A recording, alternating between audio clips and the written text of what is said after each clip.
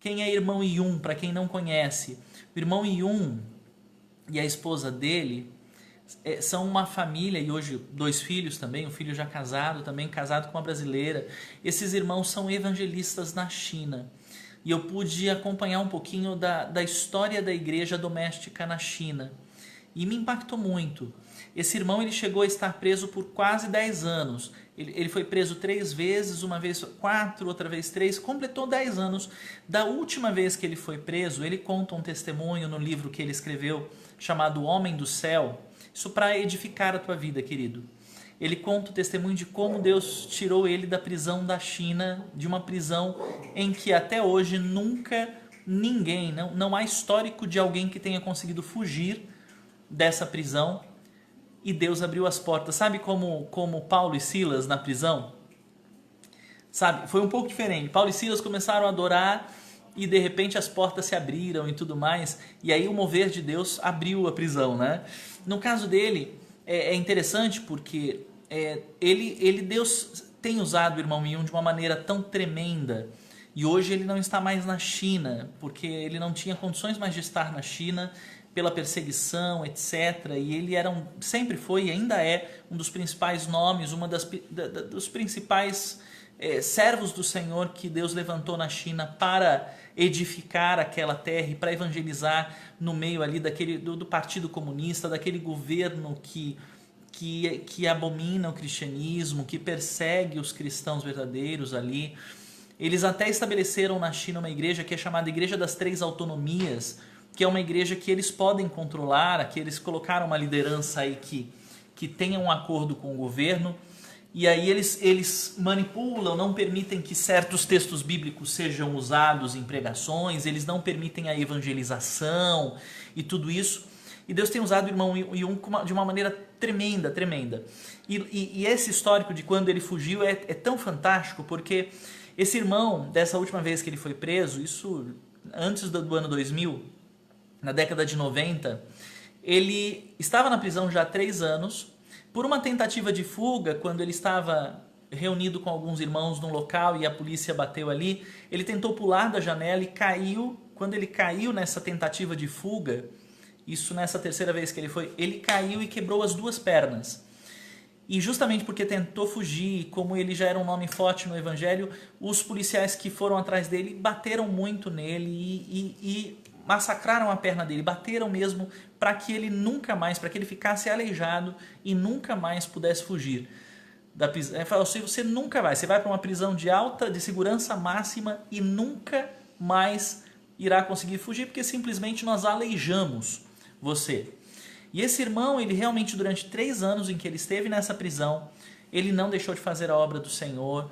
Muitos presos se renderam aos pés do Senhor através da vida dele. O Senhor foi fiel com ele, honrou ele dentro da prisão. Similar à história de José que nós conhecemos da Bíblia, Deus honrou nessa situação, honrou ele bastante, porém ele não podia fazer praticamente nada sozinho, porque ele não conseguia ficar em pé. Ele era carregado para ir no banheiro, as pessoas que estavam na prisão ficavam junto com ele. Ele ficou numa solitária, mas as pessoas que estavam ao lado, inclusive um irmão também em Cristo que estava na cela ao lado, ajudava, levava ele no banheiro, trocava a roupa, etc. Durante 3 anos, ele simplesmente não podia se levantar, não podia andar, nem nada disso. Até que 3 anos passados, Deus dá um sonho para ele e fala: é momento, eu vou abrir as portas da prisão para você ir embora. Isso ele entendeu em sonho.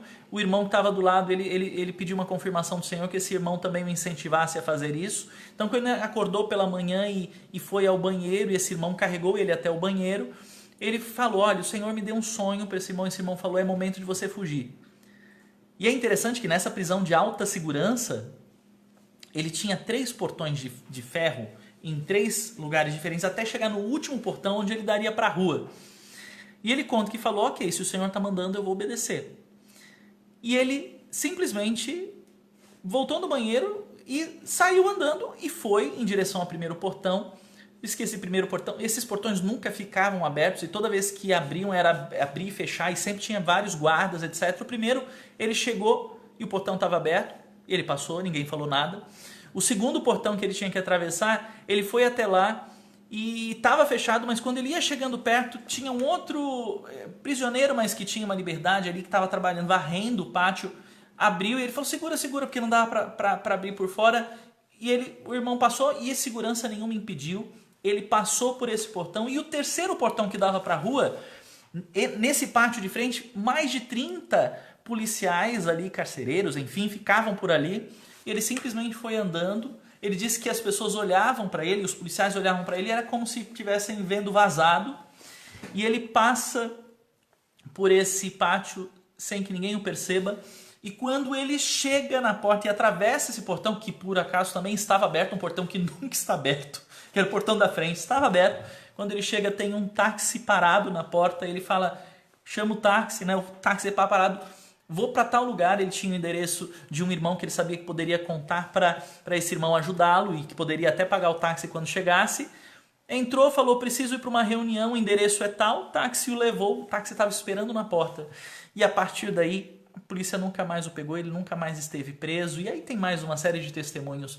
Mas é o único caso nessa prisão de alguém que fugiu de uma prisão de segurança máxima. Levou uns 5 minutos para os policiais começarem a procurar e tal. E aí depois a China ficou empolvorosa e o pessoal, o governo totalmente envergonhado, né, humilhado com essa situação de alguém ter fugido, principalmente um irmão em Cristo, uma pessoa que era chamado como aleijado e saiu andando da prisão. E é interessante que o irmão Yun conta que depois que ele foi para a casa desse irmão, eles deram dinheiro e eles tinham um esconderijo, já que Deus tinha falado em sonho para esse casal que eles deveriam preparar um lugar para o irmão Yun ficar escondido. E eles contam que aí perguntaram, mas você não estava com problema na perna e tal? Aí que ele falou assim, peraí, como é que eu tô andando? Porque disse que a perna dele, do joelho para baixo, tinha roxeado, ficava preta, preta, preta. Quando ele não tinha mais nada. E ele já não estava mais sentindo dor nenhuma. E simplesmente ele foi curado. Esse é o nosso Deus. Esse é o Deus a quem nós servimos.